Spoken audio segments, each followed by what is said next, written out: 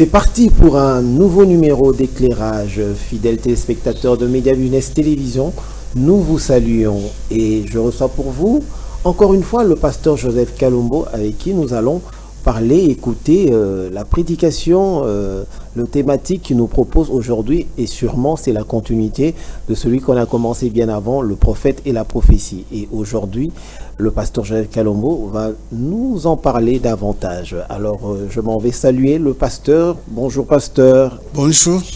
C'est toujours un plaisir de vous recevoir sur ce plateau. Vous nous apportez de la lumière dans cette émission que nous appelons Éclairage. Et aujourd'hui, sûrement, nous continuons avec le prophète et la prophétie comme thème. Tout à fait. Nous continuons avec le prophète et la prophétie.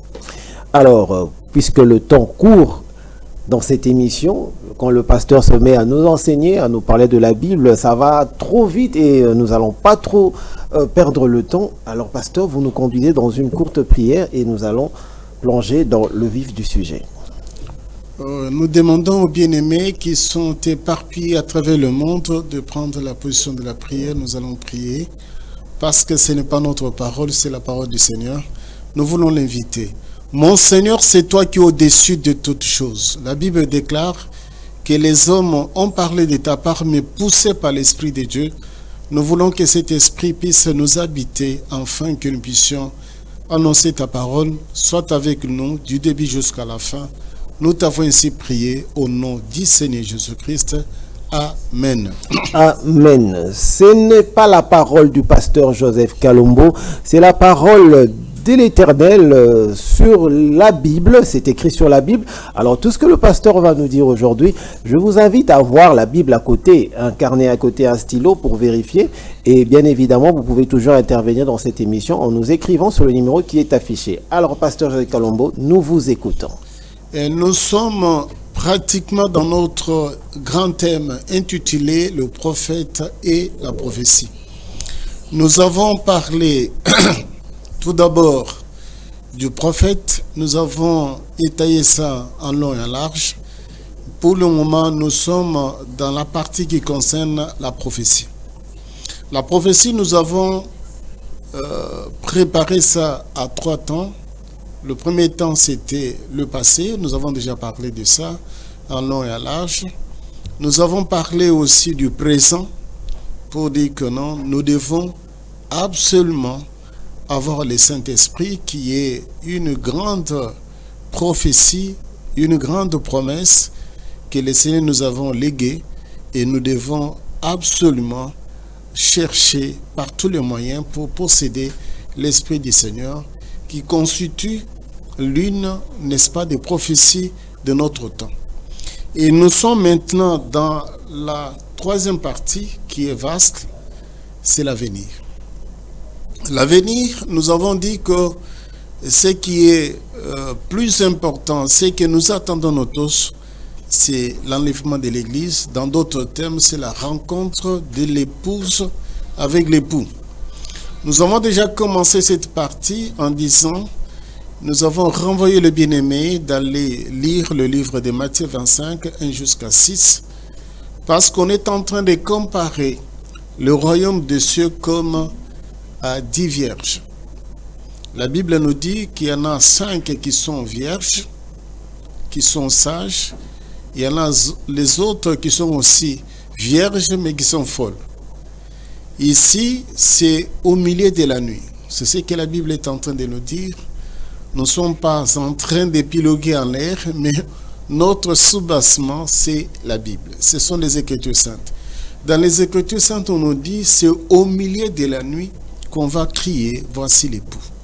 L'époux qu'on est en train de parler, c'est le Seigneur des Seigneurs, c'est Yoshua Mashiach, celui l'absolu par excellence, qui viendra dans la suite du temps. C'est ça la grande prophétie que chacun de nous doit mettre en tête et espérer le croiser dans les airs. Parce que la Bible dit qu'il ne viendra pas, il va piétiner la terre il y a un temps, mais lorsqu'il viendra pour prendre l'épouse, la Bible nous dit qu'il sera dans les airs. Là, il faut le rejoindre dans les airs pour qu'il puisse nous conduire directement dans la chambre royale. La fois passée, nous avons dit que nous serons conduits. Les morts en Christ vont ressusciter avec un corps glorieux pour rejoindre le vivant qui seront restés à cette époque-là. La Bible dit qu'ils seront changés, ils vont revêtir ce que nous appelons l'immortalité. Et la Bible nous dit qu'après, le Christ va organiser le festin des noces de l'agneau. Nous avons parlé de ça en long et en large, parce qu'il y en a deux. Il y a le festin des noces de l'agneau, il y a le festin de Dieu. Les noces de l'agneau, ce sont les humains, ce sont les bien-aimés du Seigneur, ses invités et l'épouse qui vont fêter dans les airs, qui vont fêter, n'est-ce pas, dans la chambre royale. Et c'est dans la chambre royale que nous avons dit qu'on va couronner la femme. La femme qu'on est en train de parler, que je suis en train de prôner, c'est toi et moi qui serons à cette époque-là régénérés, qui auront, n'est-ce pas, un corps glorieux et qui seront avec le Christ dans la salle ou bien dans la chambre royale. La Bible nous dit qu'il va couronner. C'est ainsi que nous avons parlé qu'il y a ce qu'on appelle la couronne incorruptible, l'immortalité que nous allons revêtir à ce moment-là et nous serons couronnés. Nous avons comparé, n'est-ce pas, la femme qui sera dans la suite du temps couronnée comme étant signe de 24 veillards qui sont assis. D'autres personnes peuvent me poser la question, mais pasteur, ce que vous êtes en train de dire, est-ce que c'est vrai? Oui, c'est vrai. Pourquoi? Parce que la Bible dit qu'il faut parvenir à l'état d'un homme fait. C'est-à-dire devenir un ancien, devenir un veillard sur le plan spirituel. Lorsqu'on parle de veillard sur le plan spirituel, c'est quelqu'un qui a déjà atteint la maturité. Parce que la parole de Dieu a deux aspects. Premier aspect, on parle ça de repas léger.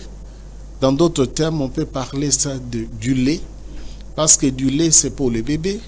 Mais le repas solide, c'est pour les gens qui sont arrivés à la maturité.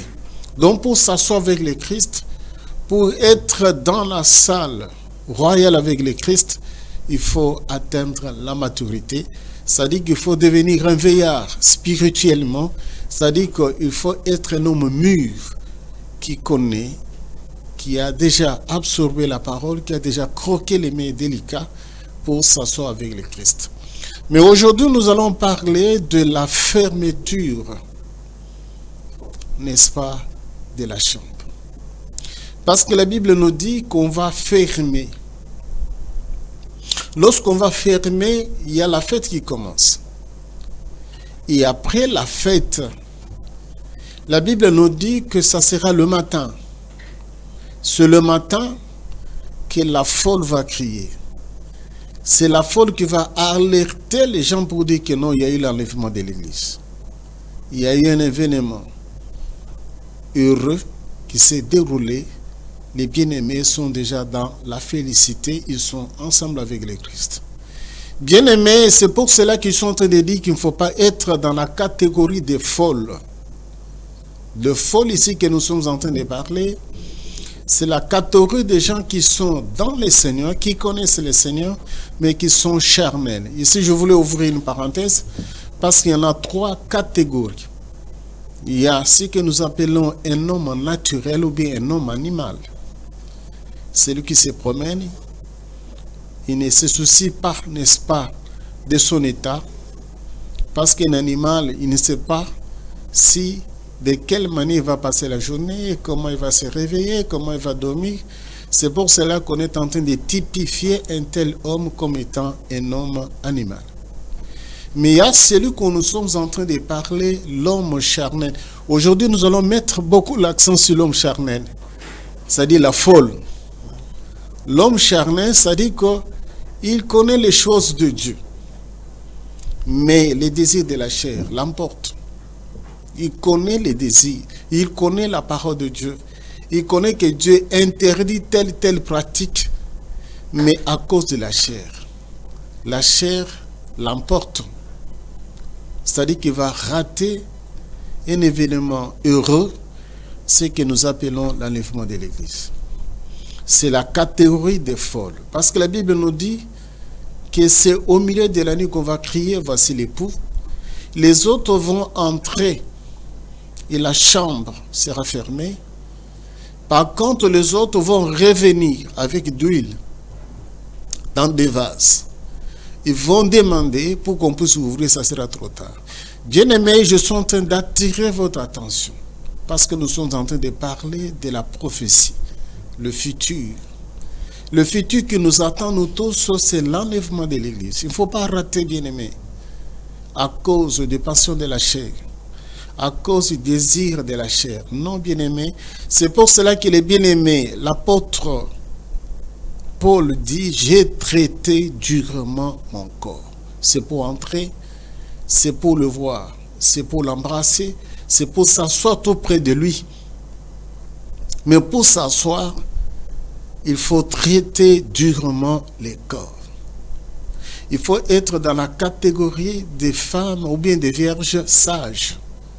La sagesse, c'est par rapport à l'huile. L'huile que je suis en train de parler, c'est le Saint-Esprit qui doit vous guider, qui doit être en toi. Vous devez être oint. Ici, lorsque nous sommes en train de parler de l'huile, ce n'est pas ce qu'on va marcher. Ce n'est pas ce qu'on déverse sur les têtes des pasteurs dans des églises. Mais ce que nous sommes en train de parler, c'est quelque chose qui est invisible.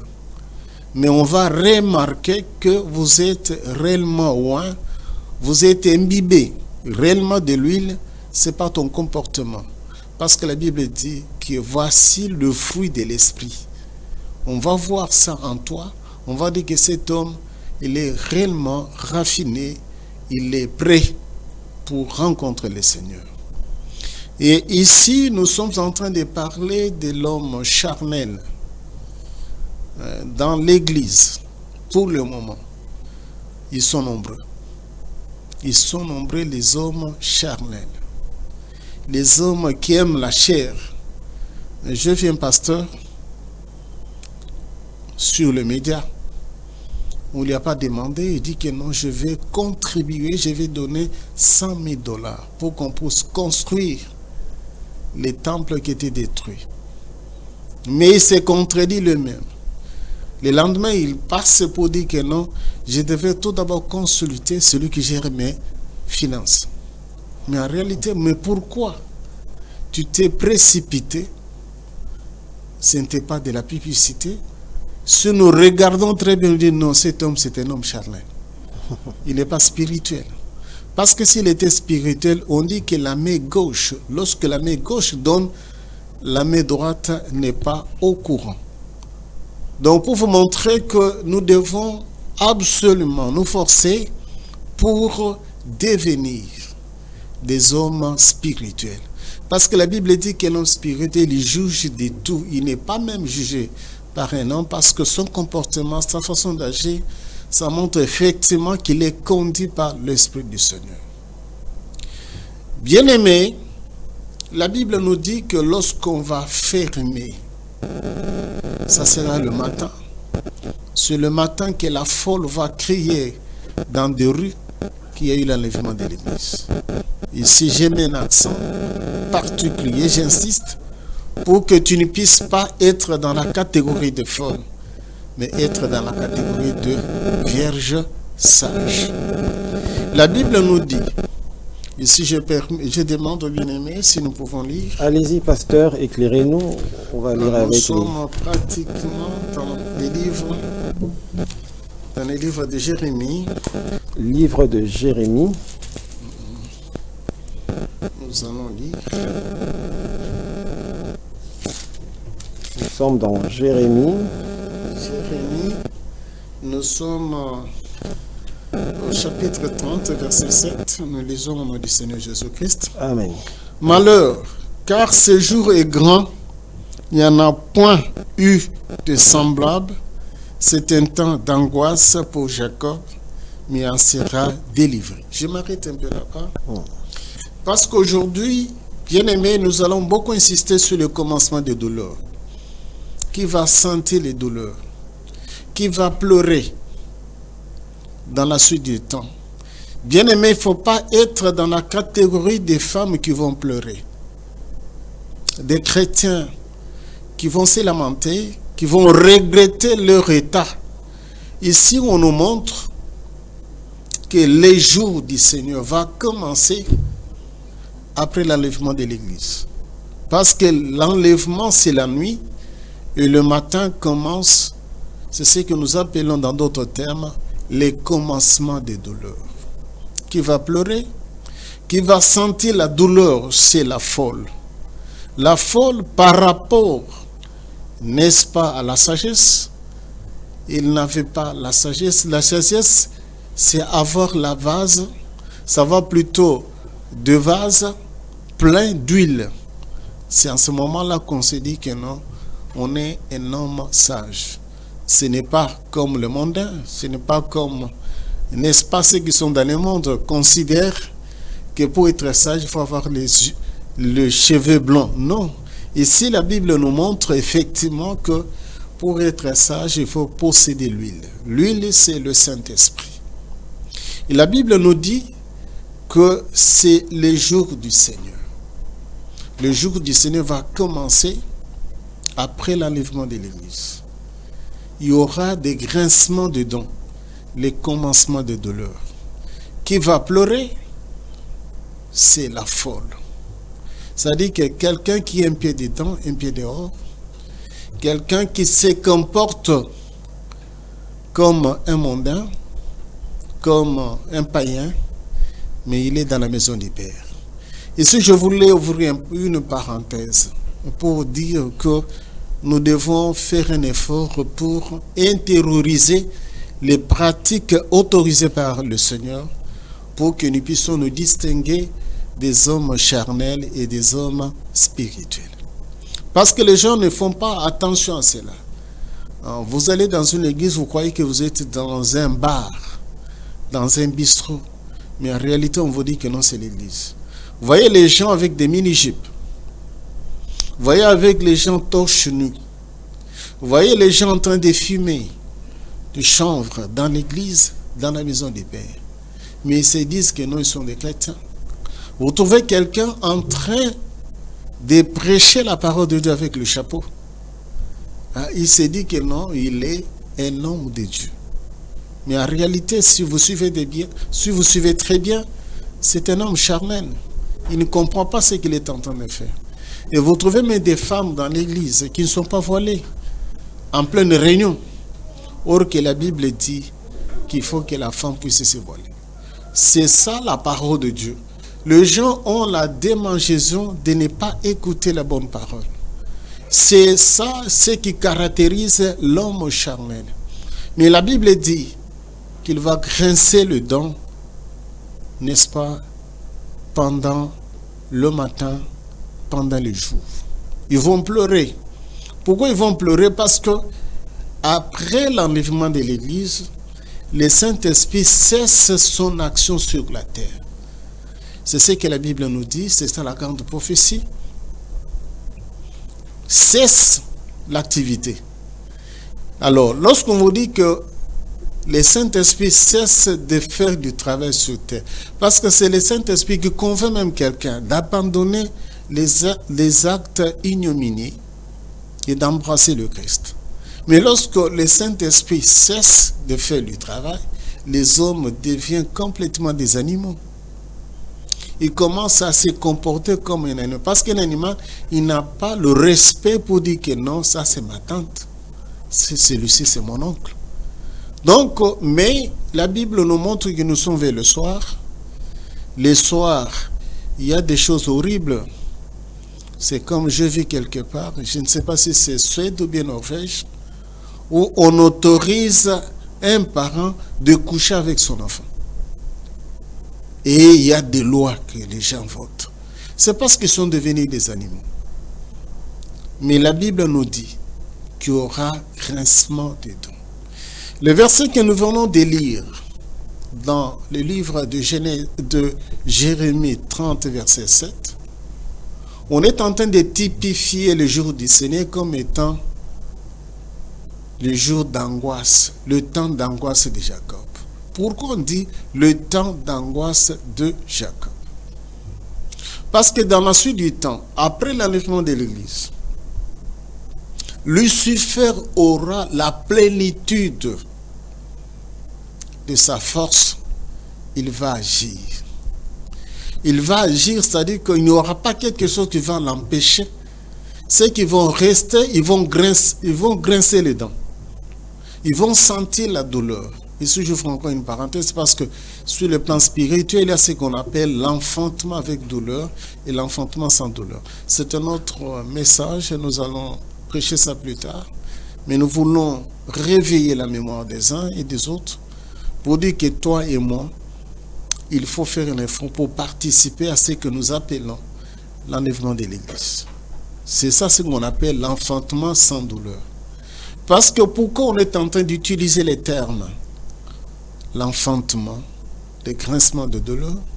C'est parce qu'il faut que quelque chose entre en toi. C'est la grossesse spirituelle pour avoir l'enfant. L'enfant que nous sommes en train de parler, c'est le Christ. Il doit se former en toi. Parce que la Bible dit que celui qui a le Fils, il a la vie. Et la parole de Dieu nous montre, il y aura d'autres personnes qui vont enfanter dans la douleur.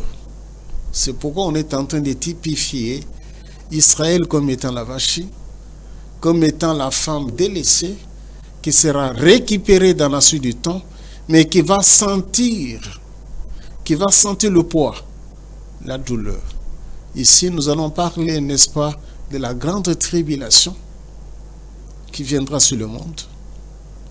Mais avant que nous arrivions à la grande tribulation, il y a l'éruption sur la scène de deux agents principaux de Lucifer. Ici, je vois encore une parenthèse parce que beaucoup de gens confondent beaucoup de choses. Mais lorsqu'on en parle de la Trinité, il y a ce qu'on appelle la Trinité satanique, diabolique.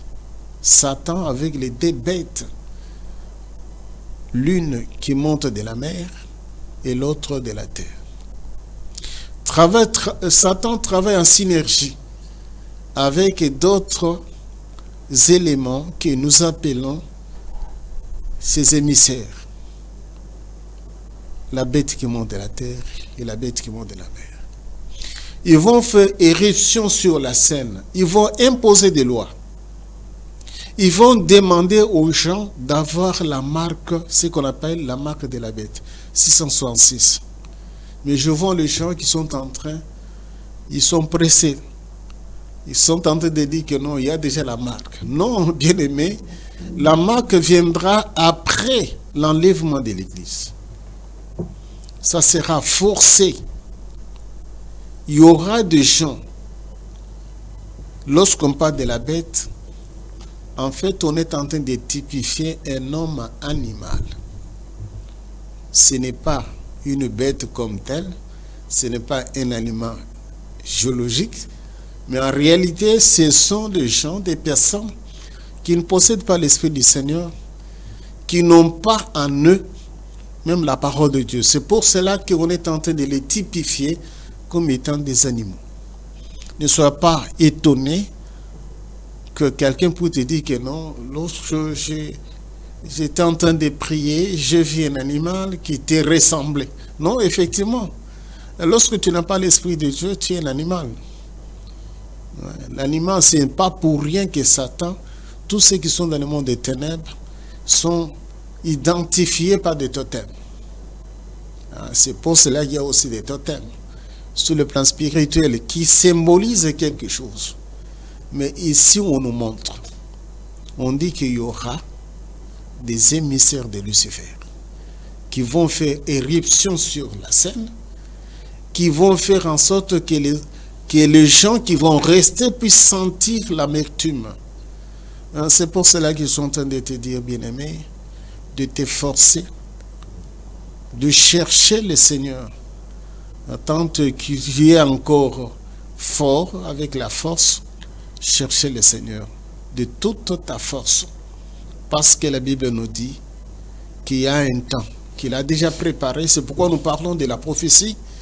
Il a déjà préparé un temps de malheur qui viendra sur le monde Ici, nous sommes en train de parler de Jacob. Dans le livre de Jérémie, Jacob qu'on est en train de parler ici, c'est Israël, qui est typifié par Jacob, qui passera par les tranchées de l'épée, qui va sentir la douleur, parce que c'est Israël qui avait réfuté l'absolu de Dieu, Yoshua Mashiach, qui était venu en chair en os pour les délivrer. Parce que la Bible nous dit qu'il y a eu une femme qui dit, non, Seigneur, même de petits chiens ramassent même des miettes, et dit, non, je suis venu rien que pour la maison d'Israël, pour les brebis égarées d'Israël. Mais la Bible nous dit qu'il est venu vers ses siens et les siens n'ont pas reçu. À tous ceux qui l'ont reçu, il nous a donné le droit de devenir les enfants de Dieu. Donc ici, nous sommes en train d'insister, de sonner l'alarme pour que les gens puissent, n'est-ce pas, s'approprier, n'est-ce pas, la notion de Christ, de mettre Christ dans leur vie, qu'il soit boussole, qu'il soit la balance pour eux, pour bien, n'est-ce pas, marcher sur terre. Parce que c'est le Christ qui nous éclaire, c'est lui la lampe, c'est lui la lumière par excellence. Quelque part, on dit que c'est lui le soleil levant, le soleil de la justice. La Bible nous dit qu'après l'enlèvement de l'Église, c'est ça la grande prophétie, il y aura la grande tribulation. Les gens seront dans les amours. Les gens seront tourmentés. Les gens seront flagellés par l'ennemi. Parce que la Bible nous montre qu'il y aura ce que nous appelons l'ouverture des sceaux. Il y aura un cheval blanc. La Bible dit que celui qui est monté sur le cheval, il va pour vaincre. C'est-à-dire qu'après l'enlèvement de l'Église, tu peux crier au nom de Jésus-Christ, il n'y aura rien. Les démons vont prendre l'ascendance sur ceux qui vont rester. Et je suis en train de préciser très bien, ceux qui vont rester, ils sont considérés comme étant des folles. Pourquoi? Parce qu'ils avaient le temps de se ressaisir. Mais non, ils n'ont pas fait. C'est pourquoi la Bible dit qu'ils vont sentir la douleur. C'est pourquoi on est en train de parler le temps d'angoisse. Nous voulons lire. Allez-y, pasteur. Éclairez-nous. Oui. Nous voulons lire avec le bien-aimé. Nous sommes pratiquement dans les livres d'Apocalypse 13. Apocalypse 13. Je vais lire.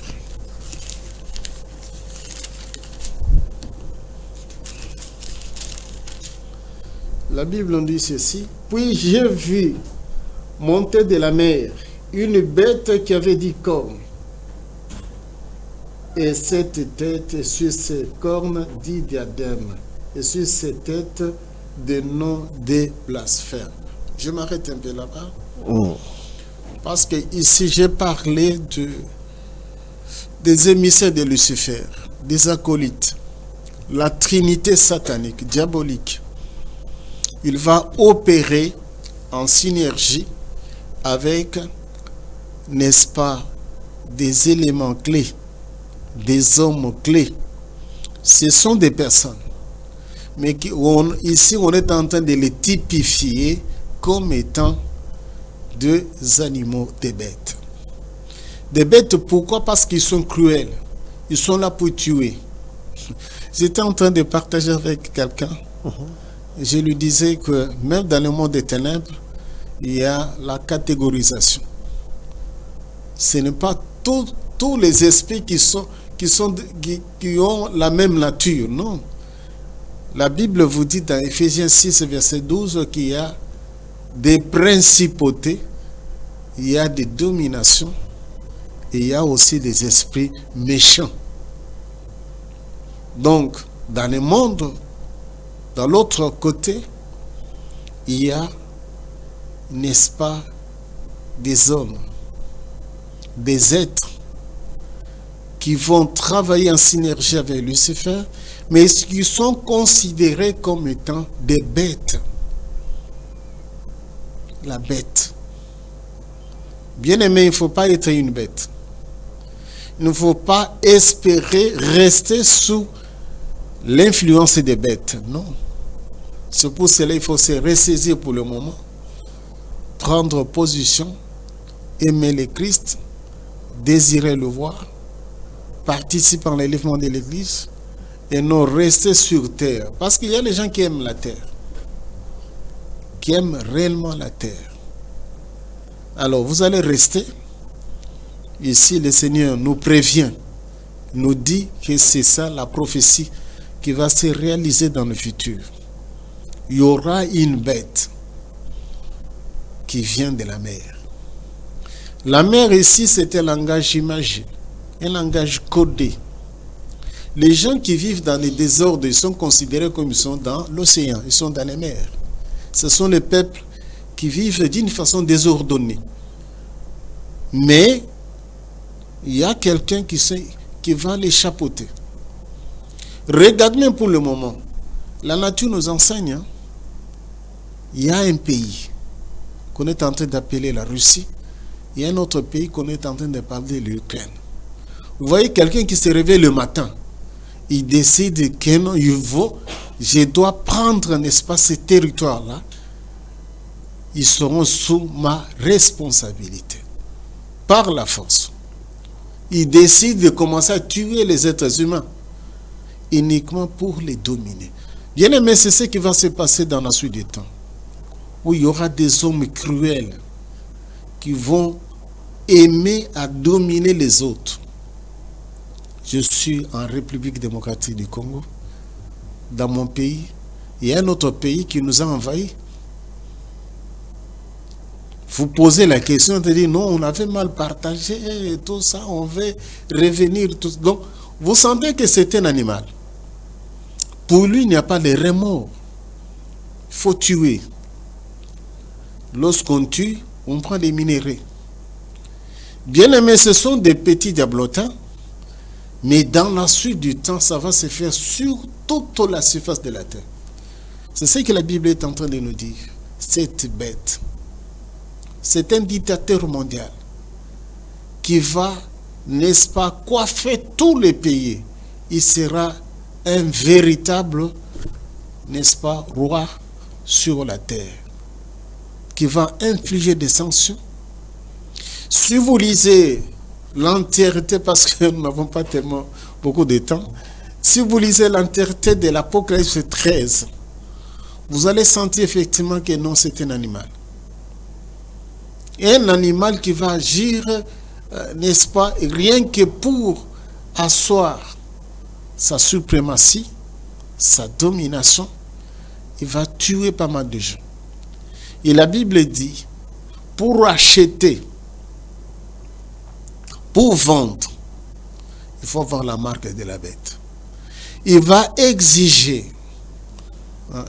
J'ai lu, je sais qu'il y en a aussi d'autres personnes qui ont étudié l'histoire et la préhistoire. Ils savent qu'il y a eu des religions, je ne veux pas citer les noms, nous sommes sur les médias, qui ont conquis des fidèles rien que par la force.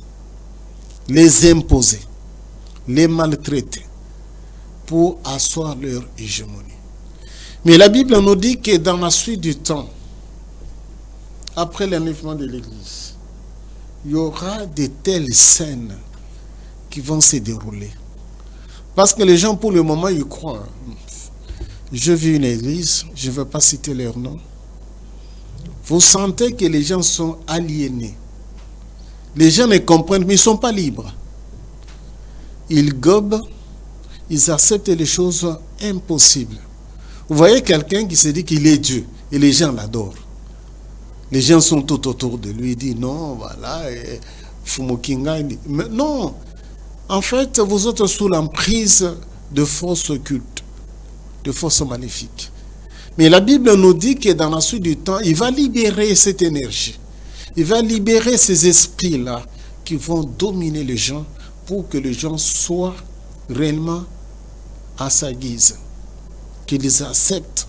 S'ils n'acceptent pas, on va les flageller, on va les tuer, on va le faire beaucoup de choses. C'est pour cela que la Bible insiste, dit que c'est le temps d'angoisse. Dans d'autres termes, on parle du jour du Seigneur. Le jour du Seigneur, ça dit que c'est le moment où le Christ libère ces esprits-là pour qu'eux aussi puissent faire du travail. Pour qu'ils puissent maltraiter, n'est-ce pas, ceux qui n'avaient pas accepté totalement, complètement, n'est-ce pas, Yoshua Mashiach, qui vont souffrir. Parce que la Bible dit que je te garderai du temps de l'épreuve, de la tentation qui viendra sur le monde. Tu ne verras pas ça. La Bible nous dit, il compare la suite du temps comme étant le temps de Sodome et Gomorrhe. Avant que l'Éternel puisse décider de déverser sa colère sur la terre, il avait écarté l'autre. L'autre, il était à l'écart. Il était déjà sorti de la ville. Comme fut le cas avec aussi Noé, avant que le déluge puisse s'abattre sur le monde, Noé, il était déjà dans l'arche. En fait, bien-aimé, nous sommes en train de te dire ce qui va arriver dans la suite du temps, ce sont des prophéties. Mais il ne faut pas vivre ça. Il faut être à l'écart. Il faut éviter. Parce qu'ici, nous sommes en train de parler de la bête qui monte de la mer. Ça dit qu'un homme cruel. On vous dit qu'il a plusieurs totems. Il a plusieurs têtes. Il a des cornes. Les cornes sur le plan spirituel symbolisent la force. Parce que les animaux, dans la brousse, ceux qui ont des cornes, ils sont aussi redoutables. C'est leur force. Je prends le buffle. Je prends beaucoup des animaux que le Seigneur est en train de typifier. Parce que dans la Bible, on vous dit qu'il faut avoir la force du buffle et la force de la lionne. C'est ce que la Bible dit. Donc, les cornes symbolisent des forces. Donc, l'animal, la bête que je suis en train de parler, il aura la force sur toutes les nations et tous les peuples. Il va dominer. Mais toujours dans l'Apocalypse 13, il y a un autre animal.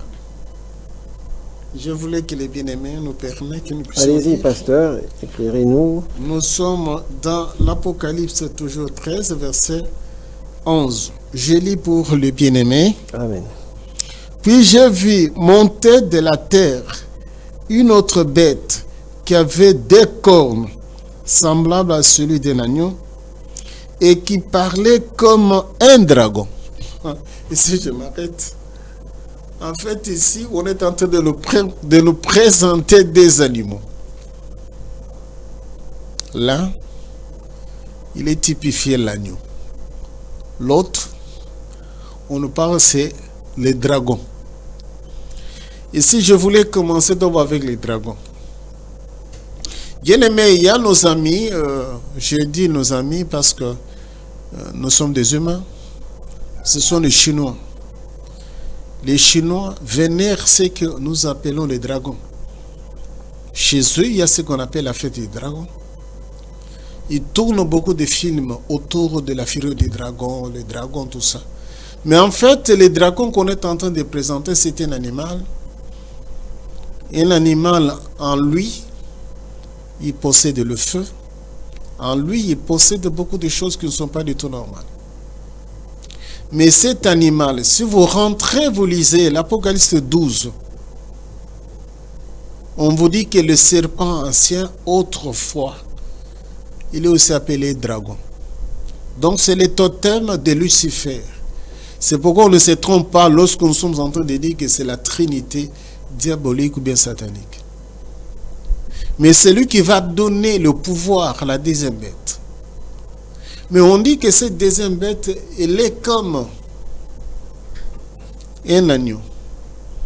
En fait, les deux animaux, celui qui monte de la mer, c'est le pouvoir politique. Celui qui monte de la terre, c'est le pouvoir religieux. En fait, si vous voyez, j'ai suivi un pasteur là, il est en train de dire qu'aux autres, ce sont des lépreux. Et j'ai vu aussi les autres qui sont en train aussi de répliquer. En fait, c'est parce que tous les deux camps, ils ne comprennent pas très bien la parole de Dieu. Parce que la parole de Dieu nous montre qu'il y a la bête politique qui s'intéresse aux choses du monde, qui veut la domination du monde. Et de l'autre côté, il y a aussi une bête politique religieuse. Une bête religieuse. Ici, je voulais dire quoi? Si vous voyez une église qui marche ensemble avec l'État, c'est la symbiose, c'est la trinité satanique. Ah bon? Pourquoi? Parce que la Bible nous montre que le monde ne peut pas marcher avec les choses divines. Non. Ça, c'est lui-même, Yoshua Mashiach, qui dit, voici le prince de ce monde, il vient. Mais il n'y a rien de lui à moi. Si vous voyez des hommes politiques qui veulent réellement s'accrocher aux choses du monde, à la gestion de la cité, ça dit qu'en eux, il n'y a pas la parole de Dieu. En eux, ils sont vides, ils sont charnels. Parce que la Bible nous dit que cette bête, dans la suite du temps, va travailler en synergie avec la bête qui monte de la mer. C'est la trinité satanique. Je m'en vais plus loin. Si vous allez lire, vous allez voir que les deux bêtes ici seront à la fin du temps incarcérées. On va les arrêter. Parce que ce sont des émissaires de Lucifer. Lucifer travaille avec la branche politique et la branche religieuse. Et la plupart, parce que les gens ne comprennent pas très bien. Si vous voyez une église qui s'est mise dans les affaires de l'État, c'est très dangereux. Vous voyez un homme de Dieu qui se dit que non, il est un homme de Dieu, mais qui veut devenir ministre sur terre. Et pourtant, Dieu t'a institué en tant que ministre de son royaume. Bien aimé, je prends le cas seulement de le prophète que je respecte beaucoup. C'est le prophète Élie. La Bible dit qu'il était en désaccord avec le roi Akab. Pourquoi? Parce que le roi Akab amenait les gens à adorer, n'est-ce pas, les dieux faits par les mains des hommes. Ils adoraient la multiplicité, n'est-ce pas, de petits dieux en Israël. Il était contre de ça. Et il montrait à Akab que vous êtes en marge de la parole de Dieu. C'est ça le travail de l'homme de Dieu, c'est de conseiller ceux qui dirigent. Et non de s'immiscer. Et non de devenir aussi des acteurs. Non. Mais lorsque vous voyez des hommes de Dieu qui veulent devenir des acteurs politiques, mais finalement c'est grave. C'est-à-dire que ce ne sont pas des hommes de Dieu. Ils travaillent pour Lucifer, ces gens-là. Ce ne sont pas des hommes de Dieu. Hein? Ils travaillent pour Lucifer. C'est ce que nous entendons de nous montrer, cette bête ici. On dit, il est comme un agneau. Il est comme un souverain sacrifié. Mais en réalité, c'est un dragon. Il y a les gens le croient que non, ce sont des hommes de Dieu parce qu'ils portent des robes. Parce qu'ils portent de col pastoral. Mais en réalité, en eux, c'est Satan qui est en train d'œuvrer. Ce n'est pas Dieu. On dit qu'on reconnaîtra par les œuvres, par le fruit. Donc, pour vous montrer que, bien aimé, après l'enlèvement de l'Église, Satan va changer de position. Parce que pour le moment, il est en train de se cacher. Vous allez trouver des églises où on vous dit que non, nous prions Dieu, mais en réalité, ils ne prient pas Dieu. Ils prient autre chose. Mais après l'enlèvement de l'Église, ils vont jeter les manteaux. Ils vont se présenter effectivement que non, nous sommes là pour lui. C'est ce que nous appelons la Trinité satanique, diabolique. Il va travailler avec la religion, il va travailler avec la politique pour asseoir son pouvoir sur terre. Parce que pour le moment, nous qui sommes sur terre, nous sommes en train de prier pour nos pays et il est troublé. Il y a d'autres pays où on a déjà imposé des lois diaboliques. On vous dit que pour qu'on puisse vous aider, vous devez être des gays, des homosexuels.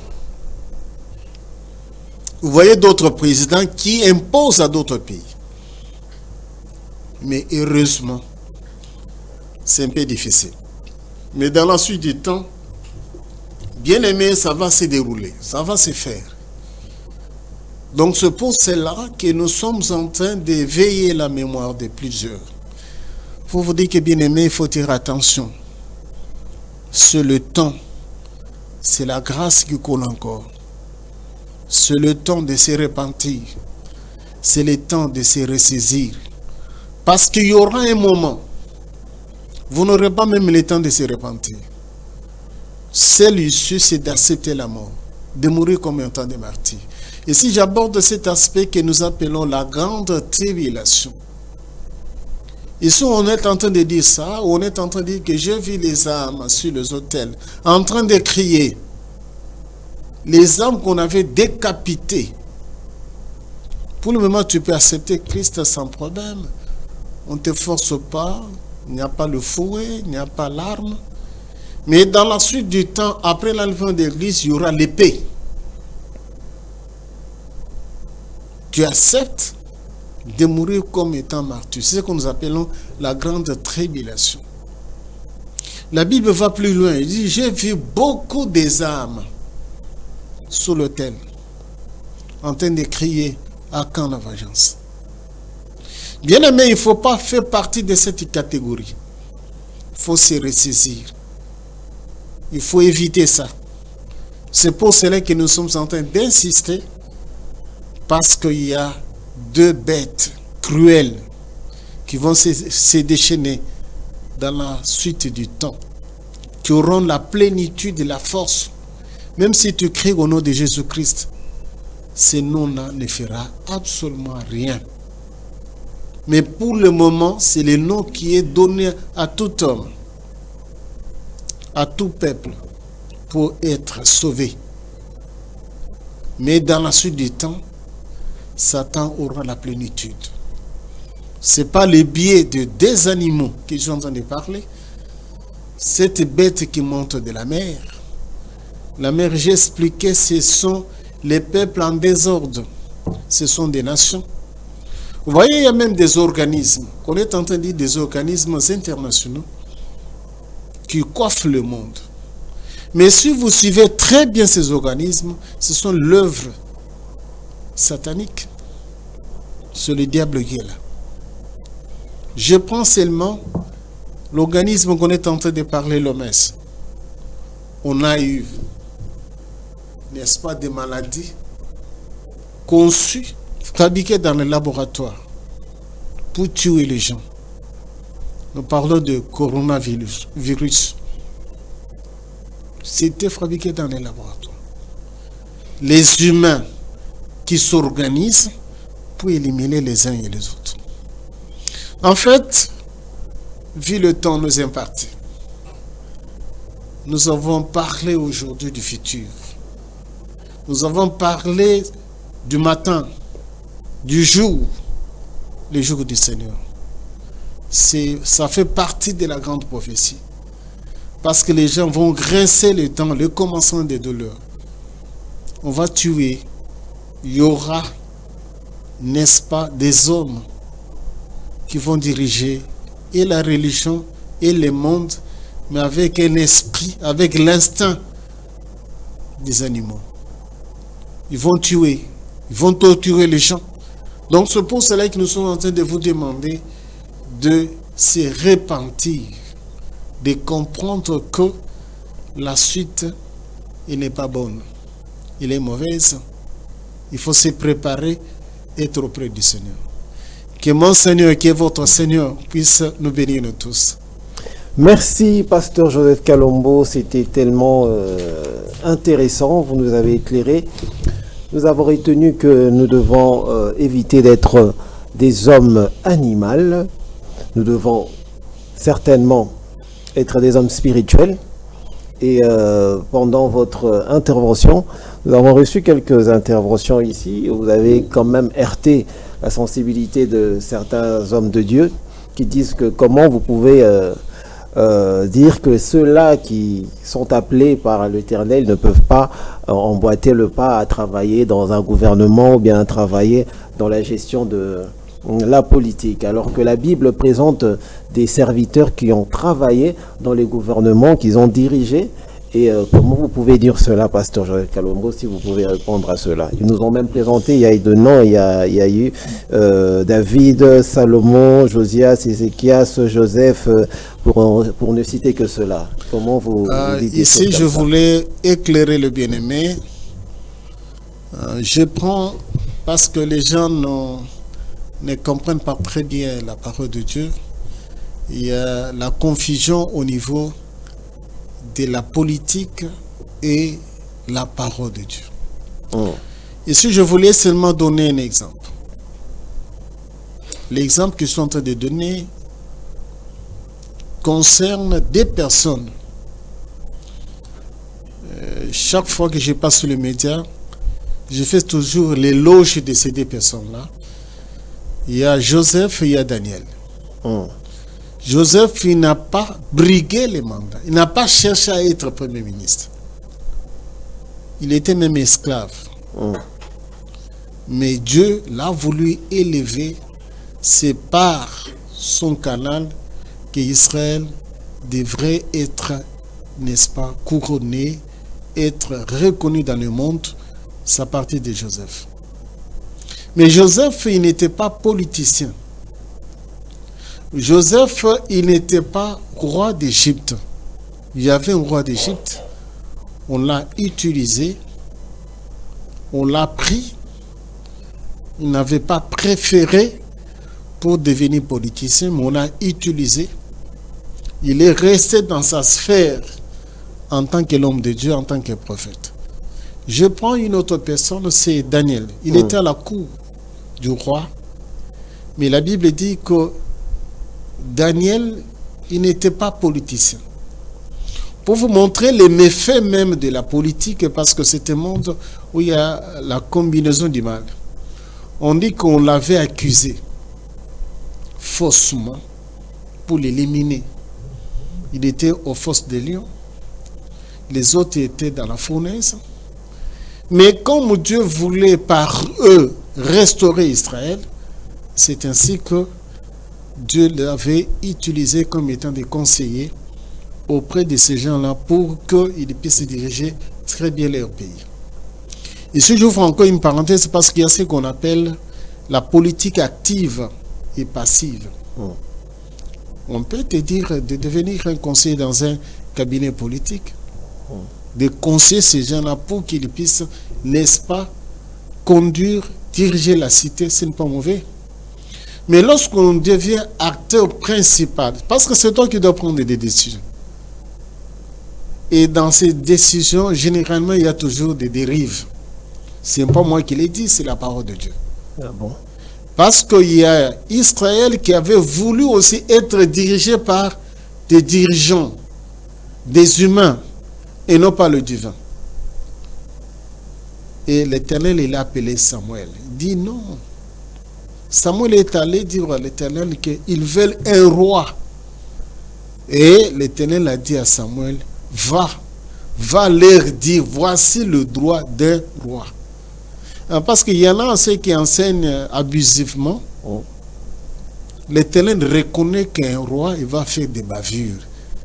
Il peut se saouler, il peut prendre des femmes, il peut être polygame, il peut être ceci. Le Seigneur le sait dans la parole de Dieu. Il a dit, va leur dire, il va vous ravir des femmes, il va faire ceci. Il dit, non, nous acceptons. Nous voulons un roi. Et la Bible nous montre que lorsque David a été investi comme roi, David a pris la femme d'une personne. Il a fait tuer l'homme. C'était Bathsheba, la femme d'Uri d'Hittim. David, il a fait ce qui était mal. Mais parce qu'il était roi, il avait ces droits-là, reconnus par l'Éternel. C'est ainsi qu'on ne peut pas se comparer à David ni à Salomon.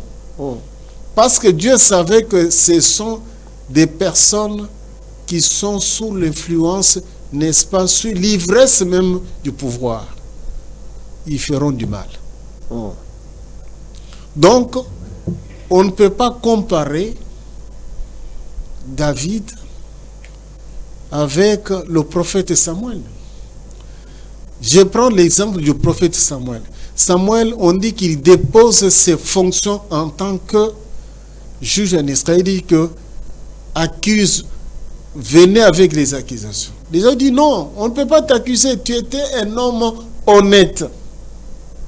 Mais bref, ils ont quand même travaillé, ils ont quand même voilà, donc c'est pour vous montrer que les humains, lorsqu'ils sont en train de diriger, il y aura toujours des bavures. Je prends l'exemple de David et de Salomon. David qui appelle Salomon, qui dit que je sais que tu es sage. Tu vas agir en douceur. Tu vois, ce monsieur-là, il m'avait juré, il a fait ceci. Mais ne laisse pas Shimei descendre dans le séjour de mort avec les cheveux blancs. Il lui donne des consignes pour éliminer Shimei. Donc pour vous montrer que l'histoire d'un air, l'histoire de sécurité, ça se trouve dans la Bible. Vraiment. Donc pour vous montrer que lorsque les hommes confondent un homme de Dieu, parce qu'en Israël, il y avait trois niveaux. Il y avait les hommes de parvis, il y avait des sacrificateurs, il y avait les souverains sacrificateurs. Donc quelqu'un qui participe aux décisions divines, il doit laisser les choses du monde. Il doit être à l'écart. À moins que tu préfères être un homme du parvis. Parce que les hommes du parvis, ils venaient avec des boucs, ils venaient avec des chèvres pour leur pêcher à tout moment. Mais les gens qui entraient là-bas, et ils avaient autre chose, c'était le pain de proposition. Donc pour vous montrer que les hommes de Dieu doivent être à l'écart avec les choses du monde, la gestion du monde, ils doivent être à l'écart. Ok, pour terminer, vous dites que la bête dont l'Apocalypse présente, vous affirmez que c'est juste une manière de présenter un homme animal. Ce n'est pas comme nous voyons, comme quand on lit la Bible, l'Apocalypse déjà, quand nous lisons, ça nous fait peur, il y a les images des bêtes, des dragons, tout ça. C'est juste des hommes, mais ayant un esprit animal.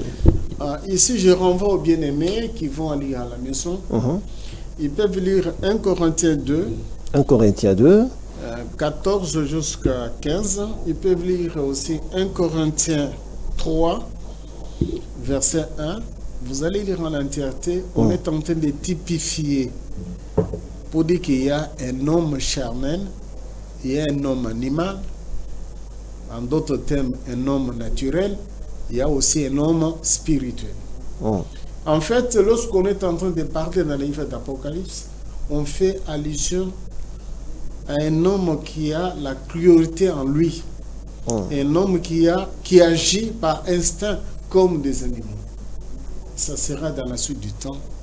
Donc ici, on est en train de présenter, ne soyez pas étonnés, sur le plan spirituel aussi, ce sont les choses qui arrivent. Tu peux fermer les yeux, tu vois les tableaux, tu vois quelqu'un, un animal. Mais tu ouvres les yeux, tu vois que c'est un homme qui est vêtu en costume, qui a cravate.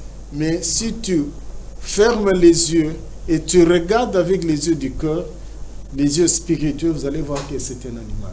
Donc ici, on est en train de présenter la face cachée de l'homme. La face cachée de l'homme. C'est ce qu'on est en train de présenter comme étant des bêtes ou bien des animaux. Ok, c'en est fini pour ce numéro. Merci, pasteur Joseph Kalombo. Vous nous avez suffisamment éclairé et nous vous bénissons par rapport à ça. Nous demandons à tous ceux-là qui veulent intervenir dans cette émission, vous pouvez toujours appeler par ce numéro si vous voulez parler au pasteur ou si vous avez des préoccupations.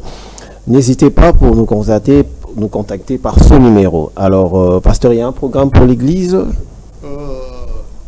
Le programme, nous disons aux bien-aimés d'avoir l'habitude, n'est-ce pas, de suivre ce message. Il y en a plusieurs, d'être branchés sur, n'est-ce pas, cette chaîne Media Business. Donc vous allez trouver la bonne nourriture, la nourriture en abondance. Nous vous conseillons d'être branchés pour suivre, n'est-ce pas, les messages qui transforment votre âme et votre esprit. Merci, pasteur. Restez branchés sur le programme de Media Business Télévision et on se retrouve au prochain numéro d'éclairage. Au revoir.